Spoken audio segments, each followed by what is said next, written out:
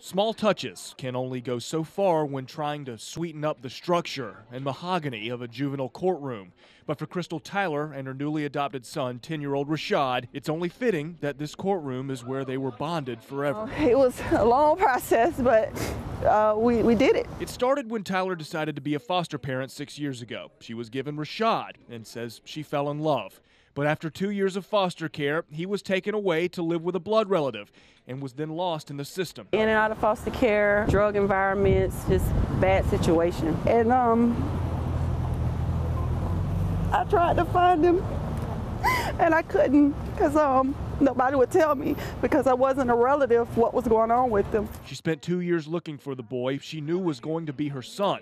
She had no luck. I didn't think I could smile again. And he brought a smile back to me. That smile returned when her job brought her to this courtroom last year. And it was just by happenstance.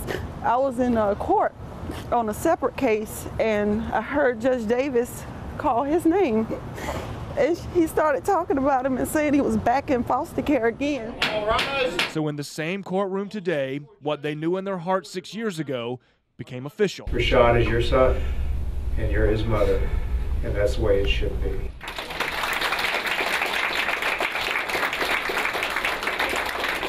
I just got adopted. Just got adopted. From my mom. They say their reunion was more than blind luck and coincidence. I realized that it was just like a miracle. Yeah, miracle is the least. So he's only got a couple days to buy their first ever Mother's Day gift. I might get her a little surprise. Bye.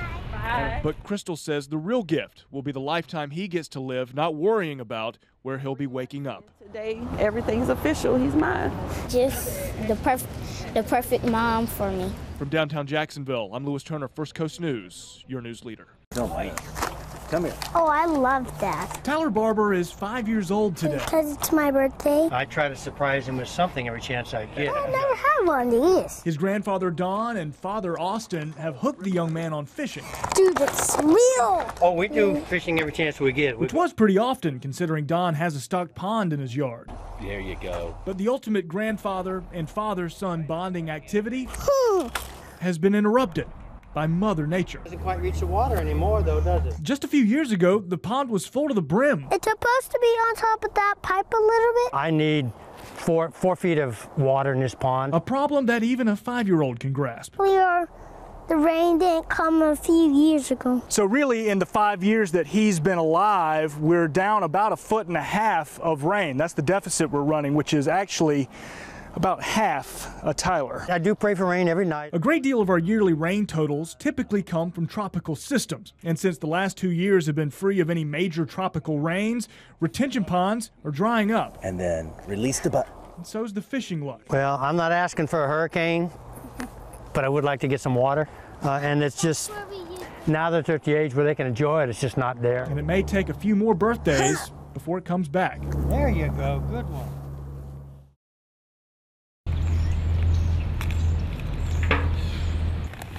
Bernard Lincoln comes and cares for this yard a couple times a week, every week. 2.5 years now, about 2.5 years. Yeah, about 2.5 years. He's a one-man landscaping business. But I like doing the work. And says despite the tragedy that took place a street over 24 hours ago. Senseless. He needed to work today for some normalcy. It helps keep the neighborhood. It makes the neighborhood look better. He says it's been very quiet here today. But in one swipe of the rake, that changed. The lady down there, she's painting her fence.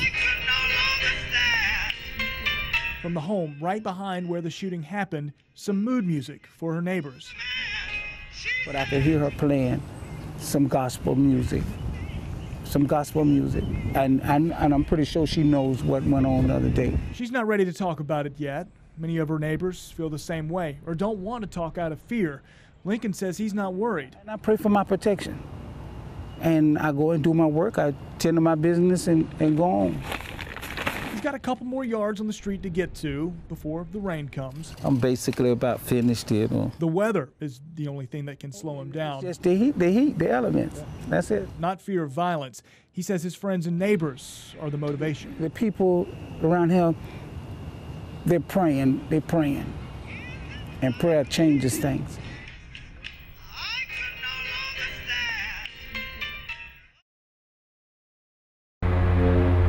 Flying and hangars and cockpits and all of that were part of my growing up. Carol DeGusto's story is of the ultimate delayed arrival.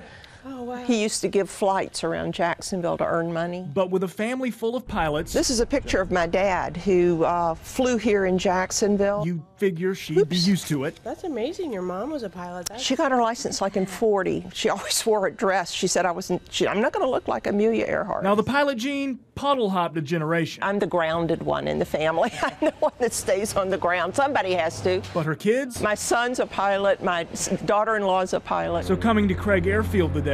This is like being at home.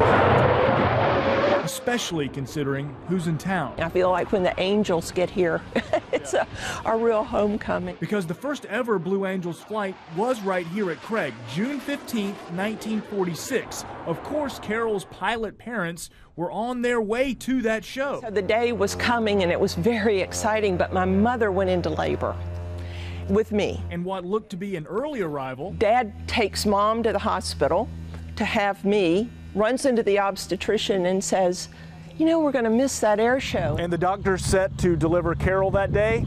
You guessed it, pilot. And he says, oh, I think we've got time. So the obstetrician and my father get in the car and drive out here, leave Mother at the hospital to have me. Which turned into that delay I told you about earlier. I think my mother was so mad she wasn't going to let me be born till they got back. 65 years later. There's some blue sky over there. The Blues are back again. We started out on the same day.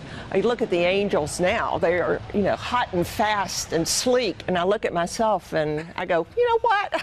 She says she loves sharing a birthday with the Angels. I'm proud of my birthday. But as most happy, it's just another connection with the airport that has propelled 3 generations of her family. Our great Sunday afternoon activity would be to go sit at the end of a runway. It seemed like no matter what I did, flight was going to be involved. St. Augustine, even south of St. Augustine, down towards Flagler County. Flagler Beach, we've got some wind damage there, power lines down on 22nd Street there. Temperature's going to warm up to around 90 degrees at an afternoon high today. We got building clouds that's going to keep us out of the mid-90s. So it'll keep us a little bit on the cooler side, but still plenty of heat and humidity to get an afternoon shower and storm going. I'll tell you when those will roll in coming up in a moment. Okie dokie, good morning. I'm meteorologist Lou Turner in for Steve Smith, and here's Jacksonville's only live sweep, Doppler sweep. We've got some showers down to our southwest, don't we? It's beginning to move towards the northeast, but it looks like it's going to slide south of Jacksonville, south of St. Augustine, maybe some light rain falling in St. Augustine a little late morning, perhaps just pre-noon type stuff. But the bigger deal going to be coming out from a cold front from the west. That's going to be our situation where we're getting a chance for some stronger storms this afternoon, maybe some severe storms embedded in some of these isolated cells. So here is our front. We can actually put the last 3 hours of motion into our loop here. You can see the general motion definitely making its way towards us. There is your front. It's one of those situations where potentially we could get that split that we notice sometimes, that Baker County split where things typically move towards coastal Georgia, and then other stronger storms move down south of St. Augustine.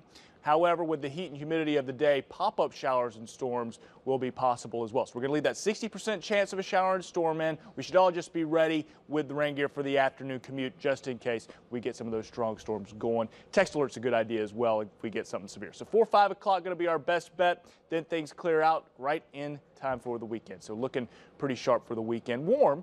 Especially on Sunday. Now we get to Saturday, temperatures in the upper 80s. That cold front pushing some drier air in. 94 degrees for us on Sunday. Plenty of sun. Looks like we'll avoid the rain. Maybe just a very small chance of a pop-up shower. We're leaving that out just for fun.